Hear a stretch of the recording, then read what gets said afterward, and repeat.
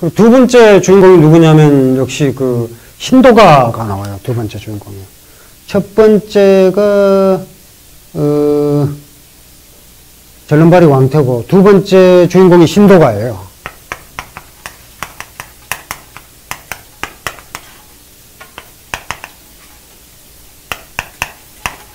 뭐 글자가 자꾸 급히 쓰니까 자꾸 이상하게 되네.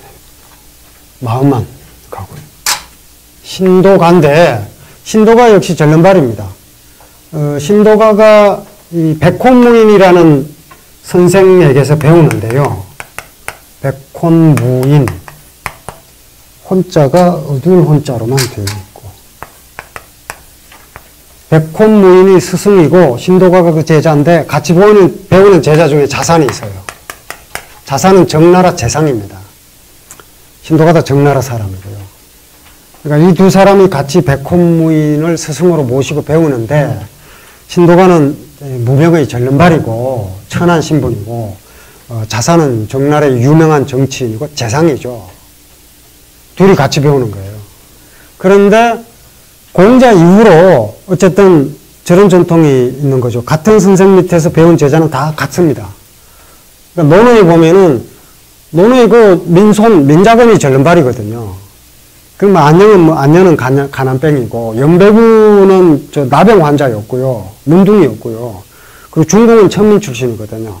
그런가 하면 남궁과린이 맹무백인이 맹의 자리 전부 귀족들입니다. 그래서 다 같아요. 다 서로 존칭을 하면서 이른바 이제 부으로 같이 대등하게 교류를 했단 말이에요. 공자부터 형성된 전통입니다. 그런데 장자 시대는 그게 당연한 것처럼 여겨졌겠죠. 그런데 자산과 신도가가 백혼무인 밑에서 나란히 배웠는데 이 자산이 그 신도가가 절름발이고 이 천민이고 하니까 자기가 이 사람과 같이 백혼무인에게 배운다고 하는 걸 부끄러워합니다. 부끄러워해서 어느 날 그러니까 늘 이제 신도가가 나가면 한참 있다가 자기가 나가요. 나란히 나가질 않고. 근데 어느 날 이제 이 자산이 먼저 나가야 할 일이 생긴 거예요. 그러니까 이제 이 신도가한테 부탁을 합니다. 내가 나간 다음에 한참 있다 나와라. 그렇게 할 수 있겠냐? 신도가 어리둥절하죠. 왜 그러냐 그러니까 이제 자산이 이제 따지기 시작해요. 갑자기. 나는 한나라의 재상이고 집정자인데 네가 지금 그 몰골로 나와 대등하게 그러면 같이 행동하겠다는 얘기냐? 이런 식으로 얘기를 해요. 그러니까 신도가가 뭐라 그러냐? 아니 선생님 밑에서 배우는데 무슨 절름발이네 뭐네 집정자네 뭐네 그런 구분이 있는 거냐? 그리고 신도가가 뭐라 그러냐면요. 내가 우리 선생님 백혼무인 밑에서 19년을 배웠는데 19년 동안 내가 선생님한테서 배우는 동안은 내가 절름발인 줄 몰랐다. 근데 지금 네가 나보고 절름발이라 그래서 내가 비로소 절름발인 줄 알게 되었다. 이렇게 얘기를 하거든요. 그 이제 신도가라는 사람은 분명히 이 다리가 이 불편한 절름발이인데 정말 불편했던 건 뭐냐면 그 다리가 불편한 게 아니라 절름발이라고 차별하는 그게 불편한 거죠. 그러니까 백혼무인은 똑같이 되어 있기 때문에 신도가나 다른 제자는 똑같이 되어 있기 때문에 신도가 스스로 자기가 절름발이라는 걸 의식을 못한 거죠. 그랬는데 자산이 그렇게 이야기를 하니까 비로소 알게 되죠. 자산이 차별하기 시작하니까요. 그러니까 우리가 차별이라고 하는 게 이제 결국 그 사람을 얼마나 상처를 주고 망가뜨리는지를 이제 알 수 있는 거죠. 그 신체적인 불편이 문제가 아니라 그런 신체적인 불편을 빌미로 삼아서 차별하는 태도가 그 사람에게 상처를 주는 겁니다. 그 장애 자체가 불편한 게 아니라. 장애 자체도 물론 불편하긴 하겠죠. 하지만 그건 작은 거고 정말 큰 불편은 그런 시선이죠.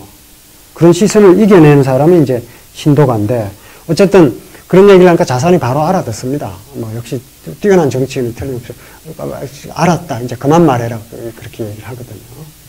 그 얘기가 나오고 그 다음에 세 번째 주인공이 누구냐? 이게 숙삼무지인데요. 역시 마찬가지입니다.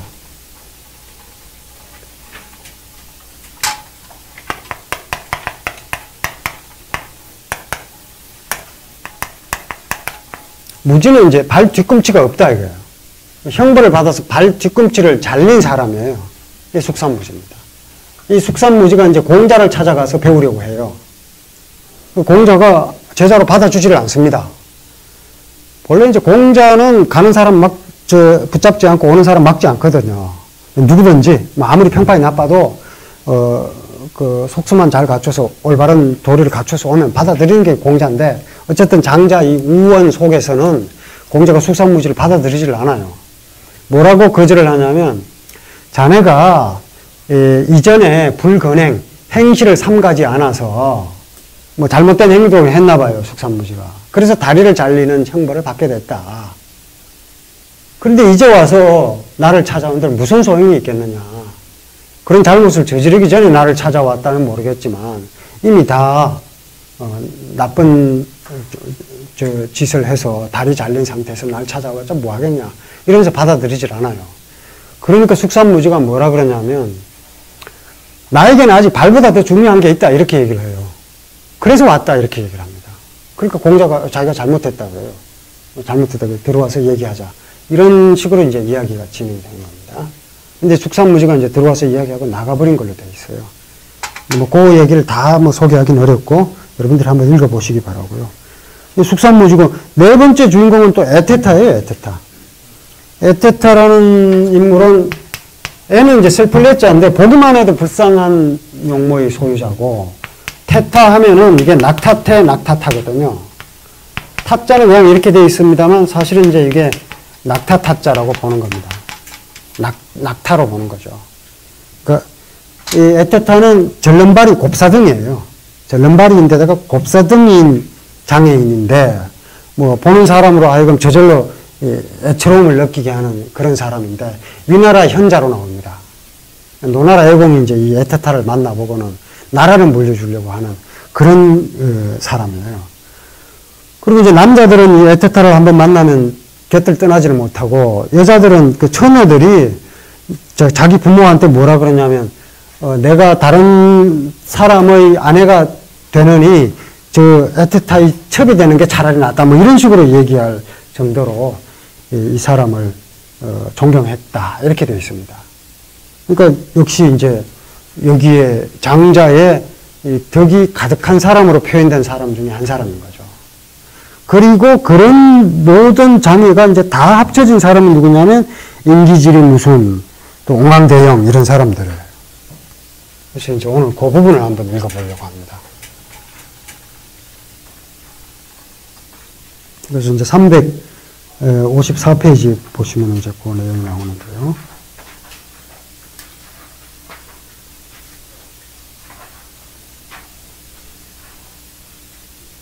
그 5장이죠. 5장의 이제 제목이 잊어야 할 것과 잊지 말아야 할 것. 무엇을 잊어버려야 하고 무엇을 잊지 말아야 하느냐. 뭐 싱겁게 결론부터 말씀드리자면 형체는 잊어버려야 하고 껍데기는 잊어버려야 하고 덕을 잊지 말아야 한다. 내면의 가치를 잊지 말아야 한다. 요즘 시대는 이제 이게 껍데기가 이제 중요한 시대죠. 밖이 중요한 시대입니다. 그래서 어떤 가치가 있으면 밖으로 드러내려고 하죠. 뭐 옷 같은 것도 봐도 제가 입은 건 이게 구식입니다. 그러니까 어떻게 이 상표나 이런 게 밖으로 드러나 있지 않잖아요. 상표가 안으로 숨어 있잖아요. 요즘은 이제 밖으로 이제 자꾸 이렇게 드러내죠. 그래서 가방도 보면 아주 상표가 밖에 이제 막 이렇게 막 무슨 뭘 얘기를 하면 이제 홍보가 되니까 안 하겠습니다. 밖에 이제 도배를 해갖고 이제 이렇게 다니는 거죠. 그러니까 이제 외형이 중시되는 그런 시대입니다. 근데 이제 이게 한국이 특별히 그 가치를 숭상하는 걸로 통계를 보면 나와 있어요. 어떻게 이렇게 그게 랭킹이 그렇게 높은 지경이 됐나 모르겠어요. 원래는 이제 제가 이제 말씀드린 적이 있을 텐데 우리나라에서 그 조선이 처음으로 이제 미국에 조선인들이 이주한 게 1903년이거든요. 하와이 호놀룰루에 이제 도착을 했는데 250명인가 배를 타고 출발했는데 인천이든가 뭐 부산이든가 여기서요. 인천요. 도착했는데 100명 정도밖에 살아남지 못했거든요. 하와이 호놀룰루에 도착했을 때. 근데 그때 이제 그 입국을 하려고 하니까 그 미국 당국이 이 상투를 튼 상태로는 입국이 안 된다. 머리카락 다 자르고 들어와라. 이러니까 이제 그 상투찐 그 어른들이 내 목은 잘라도 안 돼. 머리카락은 못 자른다. 뭐 이렇게 버텨서 이제 입국을 못 할 뻔 했는데 밤에 이제 자식들이 몰래 이렇게 상투를 잘라서 그 다음날 들어갔다. 뭐 이렇게 되어 있습니다. 그러니까 뭐 그 외에 뭐 단발령이 한가하고 뭐 이런 것들이 외형을 바꿀 수 없다는 한거로 보이긴 하지만 그때 외형을 중시했던 것은 사실은 내면에 추구하는 가치를 지키기 위한 거였거든요. 그러니까 요즘 외형을 추구하는 것과는 양상이 다르죠. 똑같은 게 아닙니다. 근데 장자에 나오는 게 이제 이런 외형은 잊어버리고 내면의 덕을 잊지 말아야 한다는 맥락입니다. 그래서 무엇을 잊고 무엇을 잊지 말아야 하느냐 이걸 얘기하는 건데 그 예를 든 게 또 이 두 명의 장애인을 등장시켜요. 그러니까 이제 아주 자주 등장하는 거죠. 이런 게 여기 이제 인기지름 무슨 이렇게 나와요.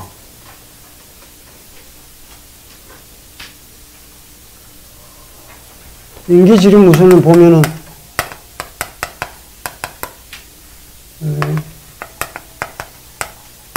지리는 지리소의 지리고요.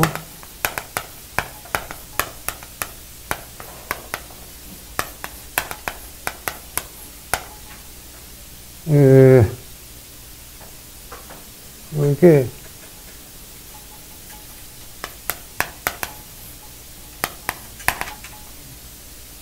쓰여지기는 뭐 이렇게 써졌는데 뜻은 같습니다.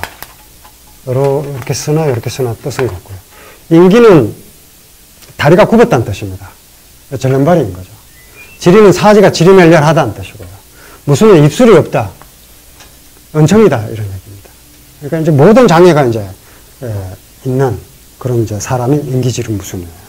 근데 이제 이 인기지름무순과 위나라 영공이 대화를 하는데 영공이 인기지름무순의 대화를 듣고는 굉장히 기뻐합니다. 그리고 또 등장하는 사람이 누구냐면 옹황대영이라고 해서요.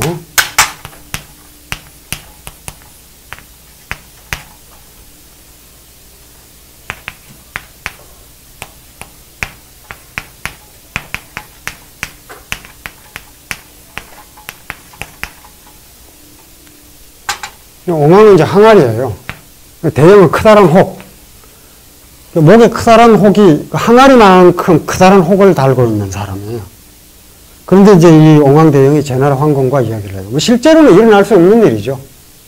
장자가 보기에는 이제 장자가 생각하기에는 한나라의 그 최고 권력자가 이런 사람들을 만날 수 있어야 제대로 된 정치가 되는 거다. 이렇게 보는 거죠. 가장 낮은 사람들을 만나는 정치가 되어야 된다. 이렇게 보는 게 이제 들어가 있는 거죠.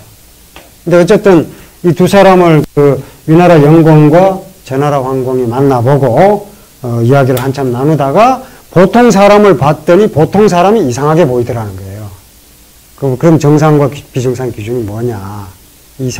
그런 생각을 갖게 되죠, 우리가. 그런 맥락의 이야기들입니다. 한번 앞쪽에 해설부터 354페이지 한번 보시죠. 예. 이 5장에서 먼저 나오는 이야기는 두 명의 기영인이 등장하는데, 한 사람은 이제 인기지름무순, 절름발이, 곱사등이, 은천이를 형용한 기영인이고, 옹황대영, 방금 말씀드린 것처럼 항아리 많은 커다란 혹이 붙어 있는 사람입니다. 이 두 사람이 각각 위나라 영공과 제나라 황공을 만나는데, 두 임금이 이들을 만나 한참 이야기를 나눈 뒤 보통 사람을 만나면 오히려 이상하게 보였다. 저 사람은 왜 목이 가늘고 길지? 뭐 이런 식으로. 왜 혹이 없지? 이렇게 보였다는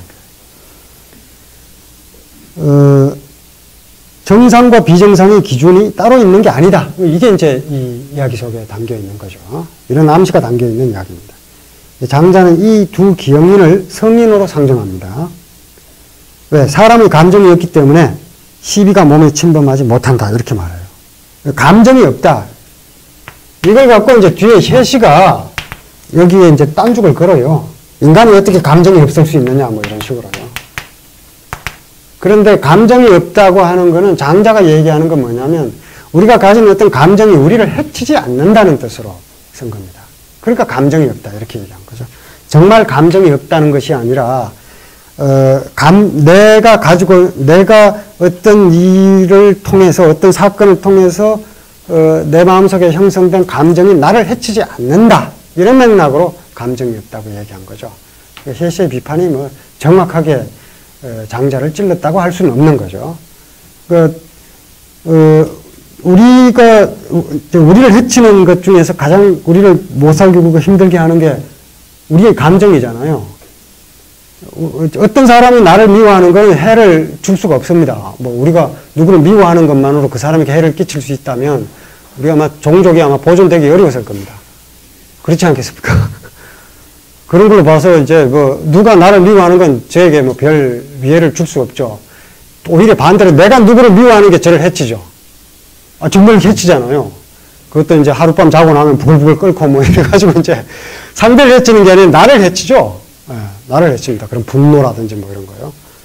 요즘 무슨 텔레비전에 뭐 뉴스에 가면 무슨 뭐 보복운전 뭐 이런 거 보니까 이게 끔찍하더라고요. 막 뭐 끼어들었다고 막 던지고 뭐 이러는데 예를 들면 이제 그런 것들이 나를 해치는 거죠.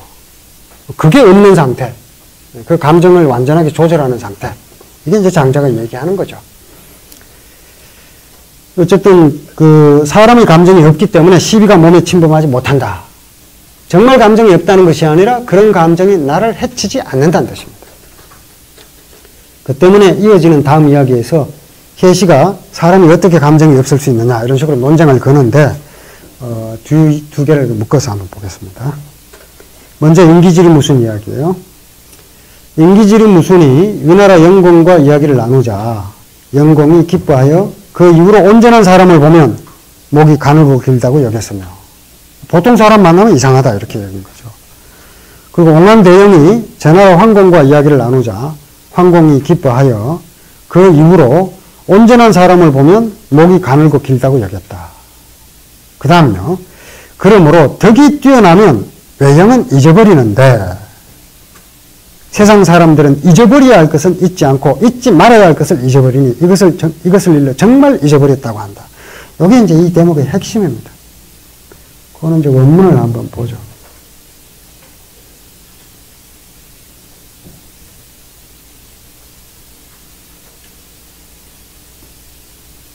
덕유 소장이면 이 형유 소망에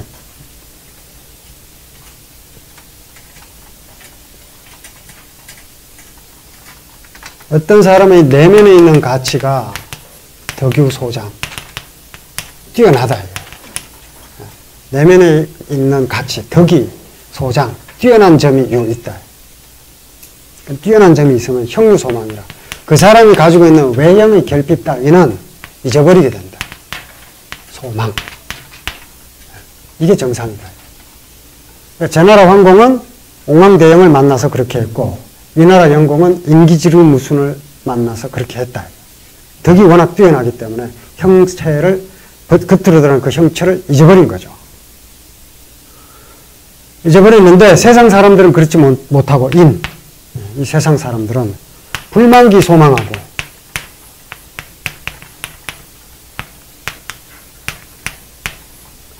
기소망은 마땅히 잊어버려야 할 것을 잊지 아니하고 마땅히 잊어버려야 할 이 형체, 껍데기는 잊어버리지 않고 만기소불망, 잊지 말아야 할 것을 잊어버린다.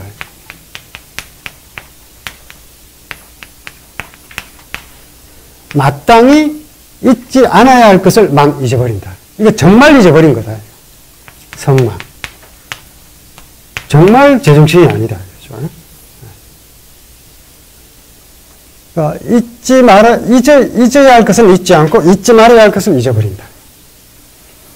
잊어야 할 건 뭐냐? 형체. 잊지 말아야 할 게 뭐냐? 덕. 이렇게 되는 거죠. 덕을 잊어버리고 형체를 잊지 않는 게 세상 사람들.